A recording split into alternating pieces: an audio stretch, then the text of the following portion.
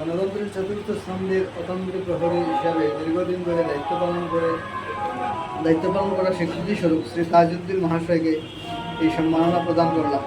আপনার দেখানো পথে এগিয়ে চলুক সংবাদ জগতের আগামী প্রজন্ম। জাতীয় প্রেস দিবস এই কামনা করে 3টি সুপ্রবৃদ্ধ সদস্য প্রদত্ত প্রেস ক্লাব, তারিখ 16 নভেম্বর 2020।